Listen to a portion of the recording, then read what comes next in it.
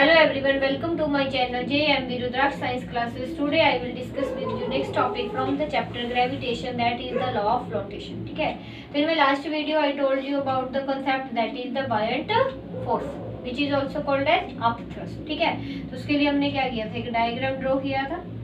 ठीक है, और उसमें हमारे पास क्या लिया था हमने, फ्लूइड मीन्स लिक्विड लिया हमने, और लिक्विड में जो है वो हमने वुडन ब्लॉक को जो है वो डाला था, और वुडन ब्लॉक जो है वो कुछ पार्ट उसका इमर्स हो रहा है पानी के अंदर और वो फ्लोट कर रहा है. क्लियर, और ये एक्सपीरियंस कर रहा है एक डाउनवर्ड से अपवर्ड डायरेक्शन में फोर्स, और इस फोर्स को क्या बोलते हैं, बायंट फोर्स. क्लियर, अब ये बोल रहे हैं कि इसके लिए जो है वो लॉ स्टेट करता है. लॉ स्टेट क्या करता है कि जब कोई बॉडी, व्हेन जो बॉडी है under the law of flotation, क्या है कि व्हेन बॉडी मीन्स ये वुडन ब्लॉक है हमारे पास, व्हेन बॉडी जो है वो फ्रीली फ्लोट्स करती है. ठीक है, फ्रीली ये फ्लोट कर रही है. When body freely floats in a liquid. Clear, तो इस लिक्विड में ये जो बॉडी है, when body freely floats in a liquid, then the whole weight of this body, weight of the whole body is equal to the weight of fluid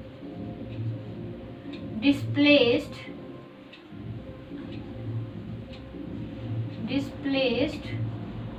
by the immersed part of the body. Clear, तो हमारे पास जहाँ पे क्या है, law of flotation क्या state करता है, लॉ ऑफ फ्लोटेशन स्टेट करता है कि when A freely body floats करती है लिक्विड में, देन इसका जो बॉडी का वेट होता है, होल वेट, वो किसके इक्वल हो जाता है, जितना फ्लूइड जे अपने इमर्स पार्ट से डिस्प्लेस करती है.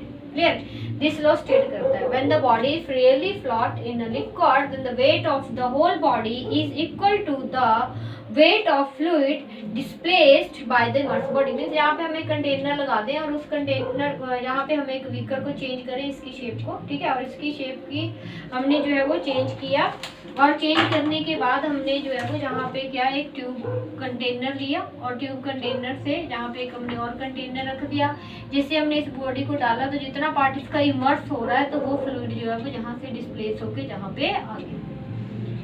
क्लियर, तो अब क्या हो रहा है कि जितना फ्लूइड इसने डिस्प्लेस किया वो इधर आ गया, और जितना इसका वेट होएगा इस फ्लूइड का, उतना ही वेट इस होल बॉडी का होएगा जो फ्रीली फ्लोट कर रही है इस फ्लूइड में. ये है आपके पास लॉ ऑफ फ्लोटेशन, और इससे रिलेटेड हमारे पास टू टर्म्स आती हैं जिसको आज हम समझेंगे. एक हमारे पास आती है सिंकिंग, ठीक है, और एक हमारे पास आती है फ्लोटिंग. आपको पता ही है सिंकिंग एंड फ्लोटिंग, ठीक है ना. तो सिंकिंग क्या है, हमारे पास सिंक करना चीज का, और फ्लोटिंग क्या है, जब हमारे पास सब्जेक्ट जो है वो क्या कर रहा है, फ्लोट कर रहा है. क्लियर, तो ये जो हमारे पास सिंकिंग और फ्लोटिंग है, ये हमारे पास डिपेंड करती है टू पार्ट्स पे.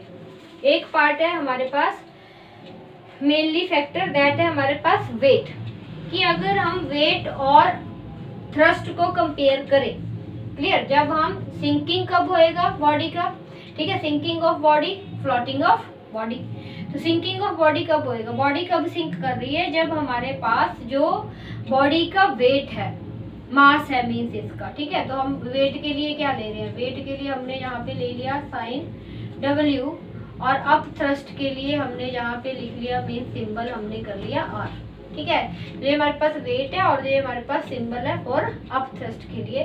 तो जब बॉडी का वेट, ठीक है, तो ये जो बॉडी का वेट है हमारे पास, वेट ऑफ द बॉडी जो है वो क्या होगा, ज्यादा होएगा.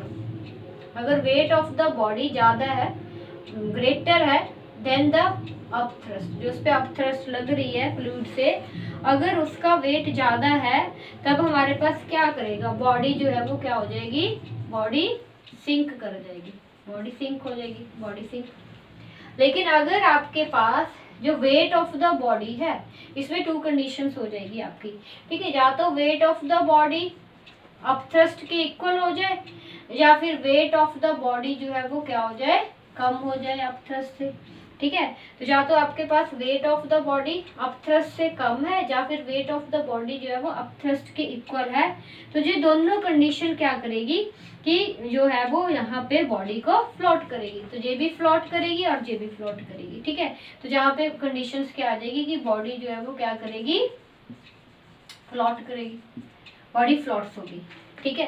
तो जहाँ पे बॉडी जो है वो सिंक्स हो रही है और जहाँ पे बॉडी जो है वो क्या कर रही है, फ्लोट्स कर रही है। अब हमारे पास जो है then is second condition, second condition हमारे पास जहाँ पे हम कंपेयर कर लेते हैं सिंकिंग एंड सिंक करेगी, और जहाँ पे हमारे पास सिंकिंग और फ्लोटिंग के लिए सेकंड कंडीशन आ जाएगी कि अगर हम डेंसिटी ले, अगर हम यहाँ पे डेंसिटी को ले कि जो हमारे पास बॉडी की डेंसिटी क्या है, उसको मान लो हमने body density of body, density of body हमने ले लिया D1, और हमने डेंसिटी ऑफ फ्लूइड ले लिया, जो हम लिक्विड ले रहे हैं जिसमें वो बॉडी फ्लूइड कर रही है उसको ले लिया D2, ठीक है। तो मीन्स यहाँ पे जो हमारे पास बॉडी है, पहले तो हमने इसका वेट लिया, क्लियर, जो W है, और अपथ्रस्ट लिया जो हमारे पास R है। ऐसी डेंसिटी है हमारे पास बॉडी की D1, और हमारे पास जहाँ पर हम इसको लिख सकते हैं density of body is S, simply कि सॉलिड के लिए हम जो फ्लोट कर रही है बॉडी वो S, और जो हमारी बॉडी लिक्विड के अंदर कर रही है उसकी जो डेंसिटी है वो D है। जब आपके पास डेंसिटी की जो है सॉलिड की डेंसिटी ज़्यादा होएगी डेंसिटी ऑफ द लिक्विड, तब क्या हो जाएगा, तब वो करेगी सिंक। लेकिन सेकंड कंडीशन में जो आपकी डेंसिटी है सॉलिड की, या तो वो कम होएगी डेंसिटी ऑफ द लिक्विड से, या फिर वो इक्वल होएगी डेंसिटी ऑफ द लिक्विड पे, तब उसमें क्या करेगी, बॉडी क्या करती है, फ्लोट करती है, बॉडी फ्लोट करेगी, ठीक है। तो ये हमारे पास जो है टू फैक्टर्स हैं जो करते हैं कि हमारे पास बॉडी फ्लोट करेगी या फिर सिंक करेगी। That is first when we compare the weight with the upthrust, कि अगर वेट ज़्यादा है, इस बॉडी का अगर वेट ज़्यादा है तो नीचे से अपथ्रस्ट क्या लग रहेगी, उसको कम लग रही है, पहले तो ज़्यादा लगेगी, ज़्यादा वेट है तो ज़्यादा अपथ्रस्ट लगेगी, मीन्स इसकी ज़्यादा है एज कम्पेयर टू अपथ्रस्ट, तो ये सिंक कर जाएगी, ठीक है। तो इसलिए अगर वेट ऑफ द बॉडी बिगर है देन द अपथ्रस्ट से, तो वो सिंक करेगी। लेकिन अगर वो इक्वल है और स्मॉलर है देन बॉडी जो है वो फ्लोट करेगी। सेकंड कंडीशन हम लेते हैं फैक्टर जहाँ पे दैट इज डेंसिटी, कि डेंसिटी ऑफ द ऑब्जेक्ट जो है वो हमारे पास हमने डिनोटेड किया उसको ds से, और डेंसिटी ऑफ द फ्लूइड को हमने डिनोटेड किया dl से। अगर डेंसिटी ऑफ द सॉलिड ज़्यादा है, मतलब इसकी डेंसिटी ज़्यादा है लिक्विड से, तो वो सिंक कर जाएगी, और अगर इसकी डेंसिटी कम है या फिर ये इक्वल है इसके अपथ्रस्ट के और इसके लिक्विड की डेंसिटी से, तब हमारे पास क्या करेगी, बॉडी जो है वो फ्लोट करेगी। तो यहाँ पे हम टू डेंसिटी देखेंगे, एक हमारे पास इस बॉडी की, दूसरी हमारी लिक्विड की। और फर्स्ट कंडीशन में हम यहाँ पे वेट और अपथ्रस्ट को देखेंगे। अगर इसका वेट ज़्यादा है, अपथ्रस्ट कम लग रही है, तो वो हमारे पास क्या हो जाएगा, बॉडी सिंक करेगी। और अगर अपथ्रस्ट हमारे पास ज़्यादा है जो इस बॉडी के इक्वल है, तब हमारी बॉडी जो है वो फ्लोट करेगी। तो ये हमें बताती है फ्लोटिंग एंड सिंकिंग, ठीक है। तो ये था हमारे पास लॉ ऑफ फ्लोटेशन। इसमें ये फाइंड आउट होके आता है कि हमारे पास जितना भी फ्लूइड इसके द्वारा डिस्प्लेस होएगा, immerse part of the body से डिस्प्लेस होएगा, वो हमारा फ्लूइड जो है उसका वेट और इस होल बॉडी का वेट जो है वो फ्लूइड में वो इक्वल हो जाएगा।